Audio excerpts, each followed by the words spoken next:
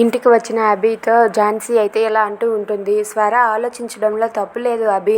స్వర తన బిడ్డను తను కోరుకుంటుంది. ఇంకేం కోరుకుంటుంది? నవమాసాలు తను మోసి కనింది. తన బిడ్డను తాను ఎలా వదులుకుంటుంది అనుకుంటున్నావు? స్వరయే కాదు, ఆ ప్లేస్లో నేను ఉన్నా సరే అలానే చేస్తాను. నా బిడ్డ నాకు కావాలని నేను అనుకుంటాను. అందుకు నువ్వు ఎంత ఆపినా సరే తల్లి బిడ్డల బంధం ఆపలేవు నువ్వు.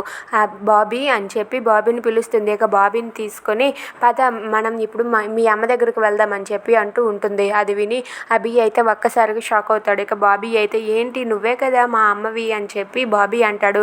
లేదు నేను కాదు మీ అమ్మని, మీ అమ్మ పేరు స్వర. ఇన్నాళ్ళు తను లేక కొన్ని కారణాల వల్ల మేము నిన్ను పెంచాము. అందుకే ఇప్పుడు నేను మీ అమ్మ దగ్గరికి తీసుకుని వెళ్తాను పదా అని చెప్పి బాబీతో ఝాన్సీ అంటుంది. అది విని బాబీ అభి వాళ్ళిద్దరూ కూడా ఒక్కసారిగా షాక్ అయ్యి అలా ఉండిపోతారు. ఇక అభి అయితే ఏంటి జాను, ఏంటిది, ఏం చేస్తున్నావు నువ్వు అని చెప్పి ఝాన్సీని తిడుతూ ఉంటాడు. అయినా సరే ఝాన్సీ ఆగకుండా పద బాబీ ఇప్పుడే నేను మీ అమ్మని చూపిస్తానని చెప్పి బాబీని తీసుకుని స్వర దగ్గరికి వెళ్తుంది. స్వర అయితే ఇంటి దగ్గర తన కొడుకు గురించి ఆలోచిస్తూ బాధపడుతూ అక్కడే అలా కూర్చుని ఉంటుంది. If you like this video please subscribe our channel.